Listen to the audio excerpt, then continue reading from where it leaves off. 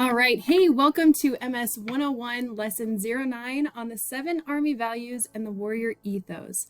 My name is Captain Silver Beatty, and I'm an APMS at the University of Montana Grizzly Battalion, and I'm going to be leading you through this lesson today.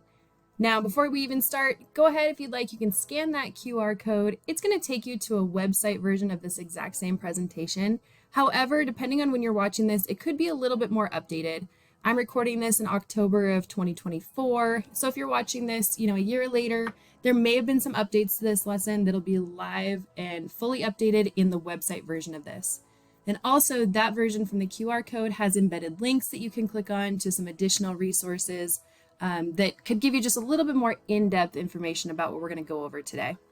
Also, I do recommend that you have a piece of paper and a pencil or a pen out so you can jot some notes down, maybe even have a Word doc open off to the side, because there is quite a bit of information in this that you might want to hold on to, and even more than I can just give you in this short little video that you're watching.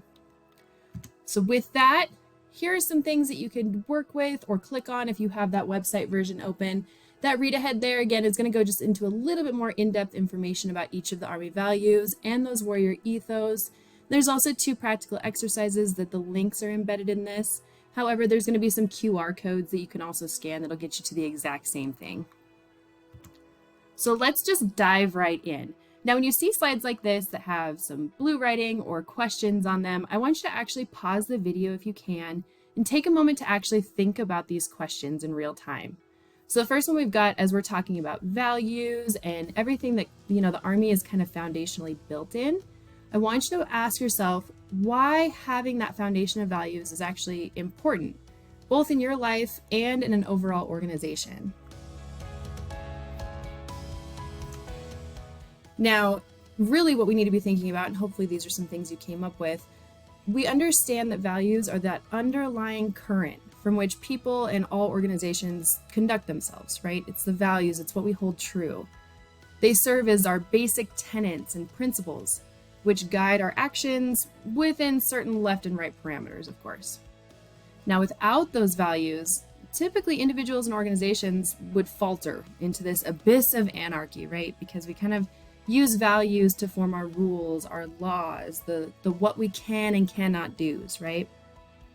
Now, however, when you have this establishment and even adherence to the proper values, we remain just, and we're not subject to the excesses that would otherwise really just overtake our faculties. And that's kind of a fancy way of saying that if we have these and we enforce this adherence and this following of proper values, we keep ourselves doing the right thing all the time. All right, so another question for you.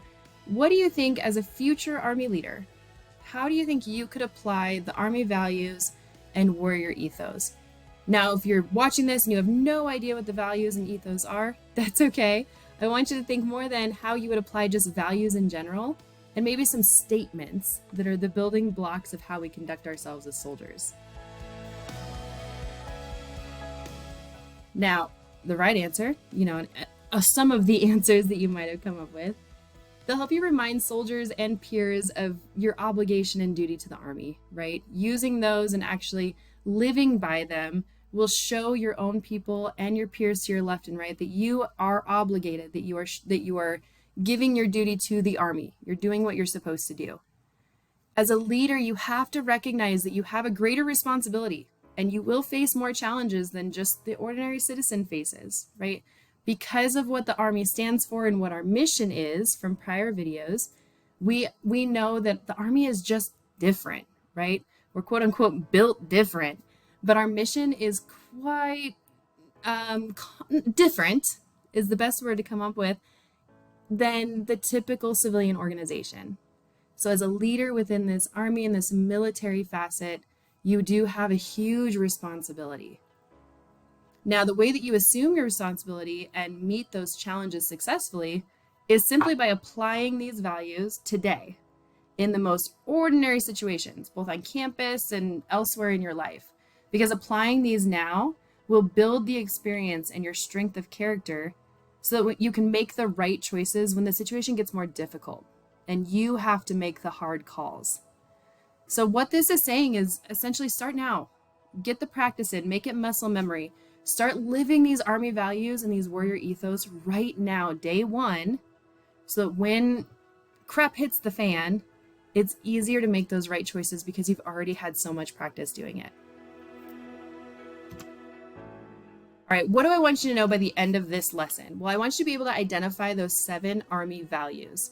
I also want you to be able to explain the 4 statements or 4 tenets of the warrior ethos. And then hopefully, either during this lesson or soon after, you take some time and actually memorize those warrior ethos.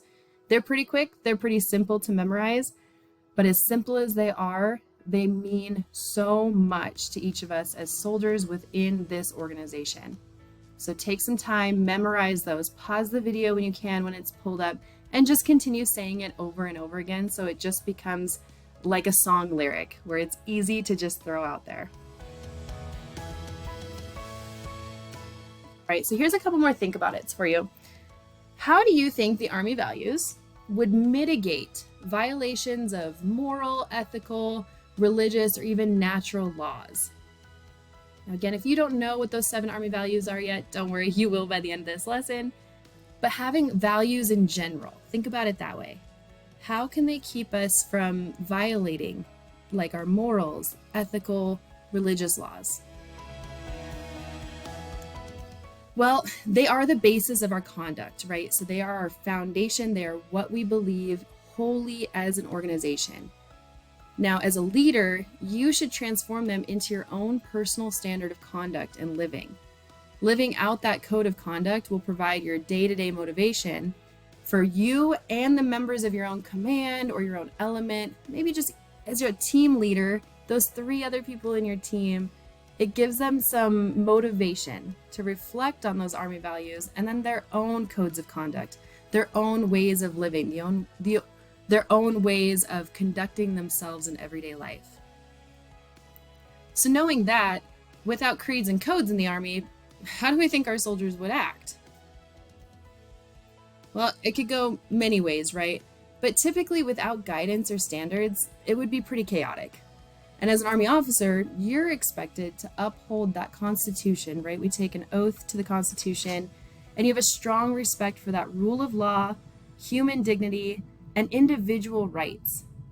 Now, because of these standards, we expect every soldier to reflect those Army's 7 core values and live the warrior ethos.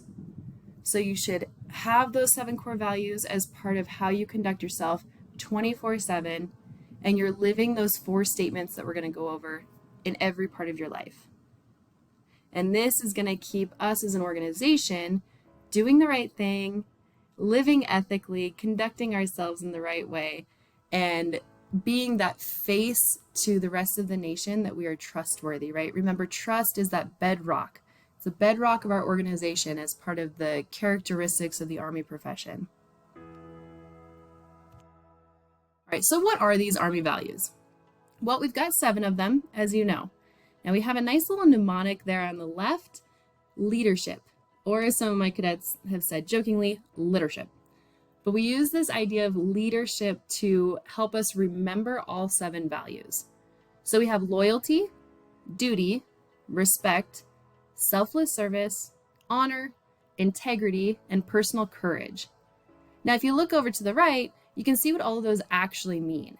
So if we are living that Army value of loyalty, that means we are bearing true faith and allegiance to the United States Constitution, the Army as a whole, your own unit, and other soldiers. So you are loyal to all of those things. You are conducting and making your decisions, understanding that those decisions need to be in alignment with your loyalty to the Constitution, the Army, your unit, your people, and other soldiers. Now, duty, that's pretty simple. You fulfill your obligations. You do what you're expected to do. You do what you're supposed to do, what you're told and directed. Those are all of your obligations, right? Now, there are thousands and thousands that we could go over all day long of what you're expected to do on a day-to-day basis in this military. But as long as you remember that your duty is one of the Army values and you use that day in and day out, that this is just what you're expected to do, you're going to be able to fulfill that Army value as well. Now, respect. This is a huge one for me. Demonstrating respect is part of that golden rule. that most of us are taught from a very early age, right? The golden rule: we treat other people as they should be treated. Now, this is as they should be treated. And I know in today's age, we have jokes like, have the day you deserve. I get it. Reword this in your own head is just treat people the way you want to be treated. Treat people with dignity and respect. Now, we also want to take this a step further and treat equipment, treat your environment, treat families, treat everything within your sphere of influence with respect, and you'll be fine. That's a pretty simple thing that we can live by, right? Now, selfless service. This one's huge. I know a lot of people think of like volunteer stuff, right? How does selfless service work in the Army? Well, we start from day one understanding that we are expected to put the welfare of the nation, the Army, and your people before your own. So it's really just keeping in mind, especially, at junior level leadership, your people come first and you need to take care of them. And sometimes that means making a little bit of a sacrifice of your own good or your own, not necessarily well-being, but your own time, your own effort. Sometimes you have to sacrifice your own sleep to make sure that your people are being taken care of. So while this does define the nation and the Army, selfless service, just the fact that we're an all-volunteer organization, you signed a contract, whether you're a contracted ROTC cadet, your prior service, green to gold, or you're going to sign another contract the day that you commission. You are already doing some selfless service because you are agreeing on a volunteer basis to serve this nation for a given amount of time. In your first leadership position, and even starting now, if you're watching this, you're likely an MS1 or a freshman in college. Starting now, put the needs even of your own classmates before your own. Do those extra steps to make sure that they're taken care of. Now, honor. What does honor look like? That's just living up to all of these Army values. That's how you can serve honorably. You will serve with honor if you are keeping these other 6 Army values in the forefront of your mind at all times with all things that you're doing both on and off duty. Now, integrity. We know what this is. We've learned about this. You've likely learned about this your entire life. Doing what's right, both legally and morally. So doing what's right, telling the truth. And the next step of this integrity idea is do what's right, even behind closed doors, even when nobody's looking. You need to ask yourself, are you the person that does what's the right thing when people are looking and watching you? And then maybe you're a little bit different when nobody's looking? Or do you keep this idea of integrity in your mind at all times?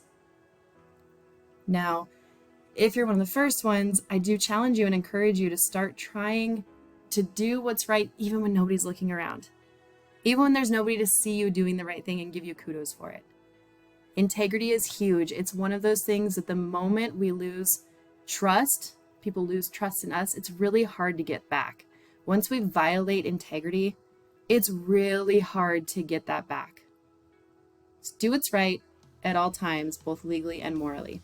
Now, personal courage. This one's big because there's a lot of different ways that we could look at this. The definition here is that we face fear, danger, or even hard things, right? Adversity, both physical or moral. We take it on face on. Now, we all have a lot of fears, right? For me, it's big bodies of water, it's heights, it's going really fast. There's a lot of things that I'm not exactly super comfortable with, never have been, but I've had to face those fears and even some dangerous situations as an Army leader. And that's part of that personal courage. So if you have some of those fears, one of the best ways that you can get through that is just face it head on. Put yourself in positions where you have to face that. For instance, CWST. If you don't know what that is, that's the Combat Water Survival Test that most ROTC programs do. And part of it is being up on a platform, like a diving board type platform, a certain distance up above a large body of water, like a pool, right? I place myself as an instructor up on that platform because I don't like heights and I don't like big bodies of water. So I put myself there so that I can face that. Even now, 15 some years into my career, I put myself there, and that's part of how I am showing personal courage, because that is a very uncomfortable, fearful position for me. So that's a way that you can do that, show that personal courage and demonstrate that. So as you're looking through these, I want you to just take a moment, pause the video, read through them, and think of times that you've already done these, that you've already demonstrated these Army values in other parts of your life, maybe in high school, maybe even in middle school, maybe in your family life. Where have you shown loyalty, duty, respect, selfless service, honor, integrity, and personal courage before?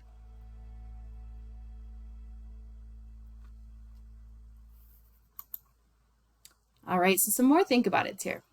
When we talk about loyalty, how do you think you can engage in loyal behavior as an Army officer? Now, I understand this is 3.5 years, a little over 3.5 years for a lot of you, but looking into the future, how can you engage in that loyal behavior? Well, one way to think about it is we already know it's bearing true faith and allegiance to our Constitution, the Army, the unit, and the individual, right? This means that you have to be willing to correct ordering of soldiers' obligations and commitments and be dedicated towards carrying out all unit missions. So being loyal, there's a lot of different ways that you can engage in this behavior, but this is really just a broad spectrum idea of how to do that. Now, speaking of loyalty, can duty and loyalty ever be in conflict? Can they be in conflict with each other? Can you be loyal and not carry out your obligations? Or can you carry out your obligations and it's not tied to loyalty? Well, unfortunately, yes, sometimes they can be. I'll give you an example here. We know that duty is fulfilling your professional, legal, and moral obligations to the Army. So we practice duty first while accomplishing our tasks to the fullest of our ability. And we accept responsibility for our actions and those of our own subordinates. We are prohibited from engaging in illegal and immoral actions, both on and off duty. So for example, if you are given an unlawful order by a leader, a superior that you're loyal to, you are expected and directed to disobey that unlawful order. And this creates that conflict between loyalty and duty. But it does have to be addressed immediately by everybody that's involved. I hope that makes sense. There's some other times that they might be in conflict too, but the biggest one that we really want to drive in is don't ever carry out an unlawful order in the, hopes of continuing to be loyal to someone. Because at the end of the day, both you and that person are going to get caught and you're likely going to get in trouble. As a leader, how do you promote the showing of respect to both your peers to your left and right and those within your command, your followers, your people? This is really easy. For an Army officer and a soldier to garner that respect, you have to promote dignity, consideration of others, fairness, and equal opportunity while treating people as they should be treated. Now, self-respect is another portion of this. It's a vital ingredient with the Army value of respect itself, which results from just knowing that you have put your best effort forward. Respect itself requires having regard for others' well-being, feelings, and needs. So not just showing verbal respect with salutes and greetings of the day, but taking that one extra step of knowing that you've put your best foot forward, you've put in your best effort, and you're constantly keeping in mind other people's welfare, their feelings, their needs. Now that part kind of plays into selfless service, right? So how would you personally define selfless service? Well, it's larger than just one person, right? In serving your country, you're already doing your duty loyally without thought of recognition or gain. That's really important. This selfless service idea is the basic building block. It's the commitment to go just a little further, to endure just a little longer, and look just a little closer to see how you can add to the overall effort. Now, selfless service, when it says here without thought of recognition or gain, we are an army of progression, promotion, we do awards, we do recognitions. So of course, we always are hoping to receive recognition, or a lot of people are hoping. If anything, once you join in, you're going to have annual evaluations where you'll be rated against other people, your peers. You're going to be given narratives or some bullet points of what you've done well, what you need to work on. And we hope that some of the things that we've accomplished over that year, that time frame, are recognized. What's important with that is, of course, we want that, we hope that, but you should never be doing anything with the hopes of getting that recognition or because of that recognition. You should be doing it because it's part of being loyal and it's part of your duty, and then hope on the back end that you're recognized for it. So for example, as I've talked in other videos, I've got 3 children.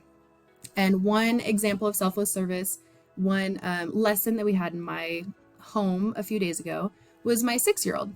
Very sweet little boy, always wanting to help people out. He goes around and he's helping his 5-year-old brother with chores. And he gets to the point where he's actually telling his 5-year-old brother, "Don't worry about it. I've got it. I'm going to make your bed for you. I'm going to vacuum this room for you." And he was being awesome.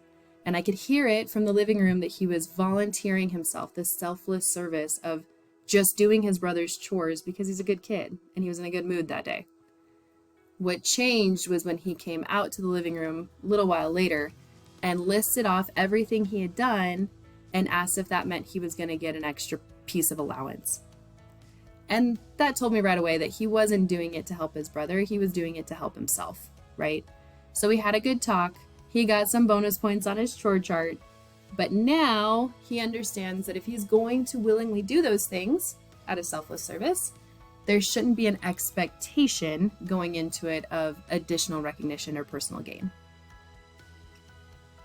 All right, moving on away from some kid examples. Let's talk honor.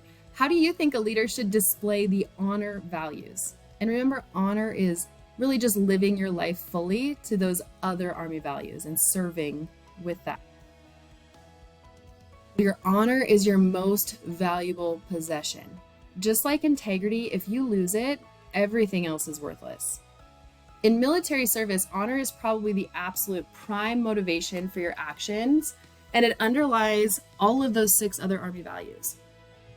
So honor compels you to actually adhere to those Army values. It tells you exactly that. You have to adhere to the Army values. And it gives you the ability to make moral decisions based on your deeper personal values and your own conscience. Honor requires you to exceed standards whenever possible and uphold that soldier's creed and your oath that you'll take as an officer. So I encourage you to strive to uphold that honor in everything you do, whether somebody's looking or not, whether you're on duty or off duty. Start now, start practicing this, and uphold that honor. Now, like I said, integrity is also something that if we lose, it's gone. It's hard to get back. So what are some characteristics that you think of when it comes to integrity that you have to consider as you develop your own leadership style? Well, the character of a leader with integrity permits nothing less than doing the right thing. If you're going to instill those Army values in others, you have to demonstrate them yourself. Just like with those core attributes and competencies from the Army Leadership Requirements Model, leading by example is part of that. And having integrity and always doing the right thing is part of leading by example. So now we're kind of wrapping up these Army values. What do you consider to be personal courage in a leader? Now, I know this can be looked at in a lot of different ways. You could spend hours coming up with a list of this, but we know that it means facing fear, danger, or adversity, both physical or moral. So maybe you see something, we say, see something, say something. We also think about things like the bystander effect, right? When it comes to you see somebody in danger and you could be the person that could step in. That takes personal courage. Let's say you see somebody in your unit doing the wrong thing behind the scenes. It takes personal courage to either call that person out or report it to make sure that it gets taken care of. This idea of personal courage has long been associated with our Army. With physical courage, it's just a matter of enduring physical duress and at times risking your own personal safety.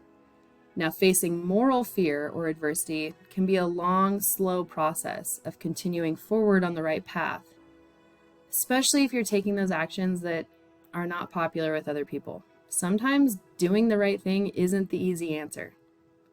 You can build your own personal courage by daily standing up for and acting upon the things that you know are honorable. Stand up for what's right, stand up for other people. Sometimes that's not easy, but this is all part of that personal courage idea. So here, I just want you to think this last one, maybe pause the video so you can really truly think about it. But I want you to come up with an example of when someone you know, not you, but someone that you know actually showed their own personal courage. And how did that impact you when you saw that?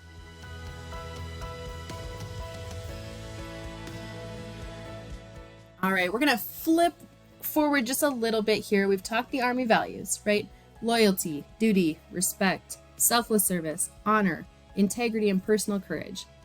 Now we're gonna move into the Warrior Ethos.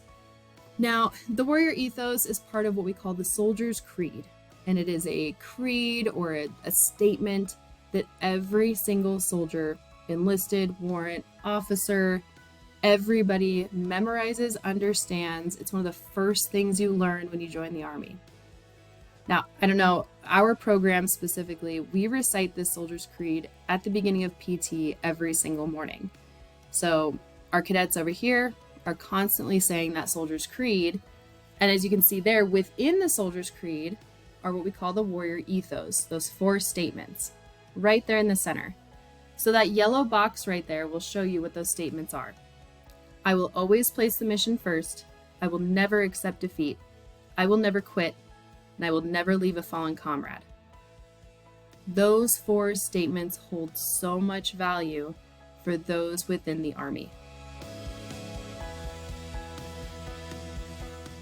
So those Warrior Ethos right there in the blue, they're 4 tenets that form the very foundation of our spirit as an American soldier and our total commitment to victory itself. It's important to understand that living the Army values, Warrior Ethos, exemplifies that ethical behavior. If you are conducting yourself and living by those 4 statements, you are constantly able to demonstrate those core Army values as well. So let's think about this. If we follow those 7 Army values, why is even having an ethos important? Why do we have to have 4 additional statements to live by?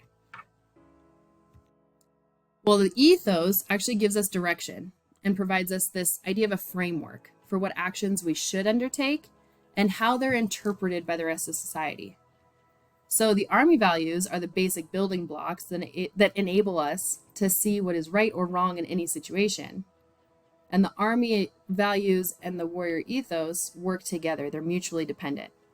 You can't fully follow the Army values and not also be living the Warrior Ethos. You also can't live those 4 statements, those 4 tenets, and not also be following the Army values. They work together. The ethos incorporate those same Army values.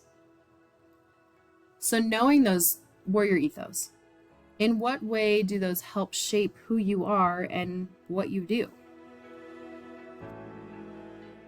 Well, it demands constant determination to do what's right and to do it with pride, both in and out of uniform. Knowing the right thing to do grows out of and nurtures your respect for your comrades and other people. The Warrior Ethos, it's not just a philosophy, it's an actual living creed that forms the very foundation of the Army soldier's spirit and our total commitment to victory. Both in peace and war, when you live those Warrior Ethos, you exemplify ethical behavior and those core Army values. So let's talk about the Warrior Ethos and what they really mean deep down. Always placing the mission first. This means that you are going to focus on the job assigned to you, your soldiers, and your unit. That is the most important thing. Now that brings in duty and loyalty, right? Always placing the mission first. Never accept defeat. This just means that defeat's not in our vocabulary. We don't accept defeat. We don't wave the white flag. We do not accept defeat. We push through. Now, this also plays into never quitting. Tenacity, audacity, and the unbending perseverance are key qualities of anybody who lives the warrior ethos. We never quit. Then never leaving a fallen comrade. This is not just somebody that's, killed in action, we leave them behind, or somebody that's injured and we keep moving forward without them. Never leaving a fallen comrade works in both peace and war. When we're living the warrior ethos, that means that we're taking personal responsibility for both the welfare and the ultimate fate of our fellow soldiers. All of us. We don't leave anyone behind. We take care of them. Even an example in class, you have somebody that's falling behind, somebody who's not showing up to class. We don't just keep moving on without them. We check in on them. We try to help them keep up. We get them caught up. We teach them what we know that they might be struggling with. That's an example just right now that you could start showing of never leaving a fallen comrade. So what does it mean to actually put the mission first? Well, we risk life and limb to accomplish a mission. That's the hard truth of it. Success overall depends on every single person working towards a like goal, working towards the same vision, the same ultimate mission. So then how do you explain resistance to defeat? Well, the resistance to defeat and the determination to win actually fuels your soldiers and your unit's enthusiasm. That's their willingness, it's their commitment that gets impacted by this resistance. On the other hand, a lack of focus on winning and that victory can actually really hurt your unit's effectiveness and erode your overall cohesion. Is never quitting different from never accepting defeat? Well, never quitting is more personal. It means giving your personal all as a leader and a group. Never accepting defeat is a group action of resistance and commitment.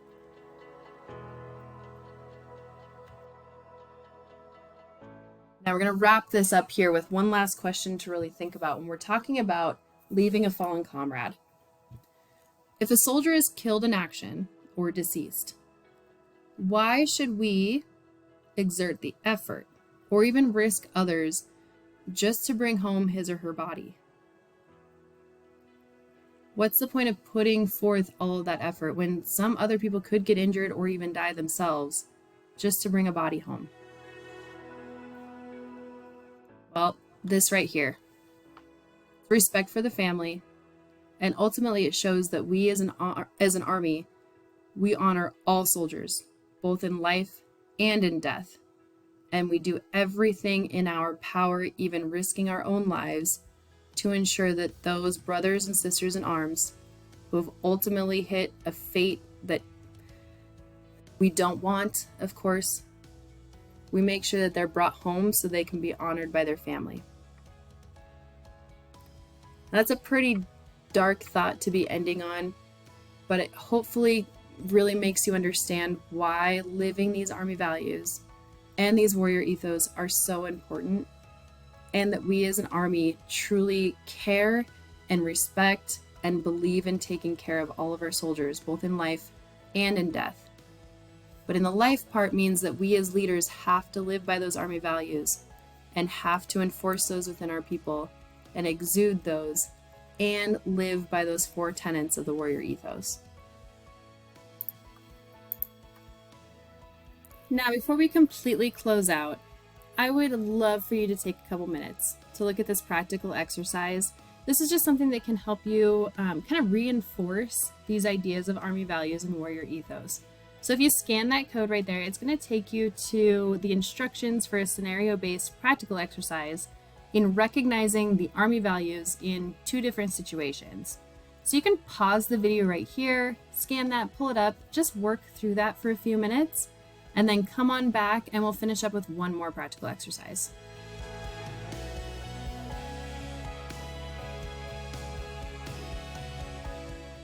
Hopefully you worked through that practical exercise on the Army values. This one is a lot like the same idea. You can scan that code. It's going to pull up another practical exercise. This one is more of a self-reflection, and it's going to be related to those warrior ethos. So again, you can scan that one. It'll take you to a different warrior ethos practical exercise. Work through that for a few minutes, truly do that self-reflection, really get these concepts embedded into your brain, and then we'll close out right after.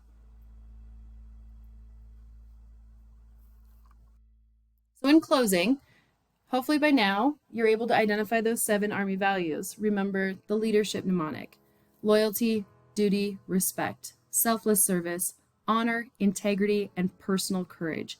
And hopefully you understand what each of those mean in a broad sense. Now I hope you can explain the warrior ethos and why they're important and what they each mean. And I hope that if you can't by now, you take some time, go back and memorize those ethos and start living by them and the Army values today. Remember, I will always place the mission first. I will never accept defeat. I will never quit. And I will never leave a fallen comrade. Now, if you have any questions on this, I encourage you, go find your primary instructor or your advisor, maybe a high-speed MS3, MS4, that can walk you through some of this. Talk with some of your classmates about your own feelings and thoughts.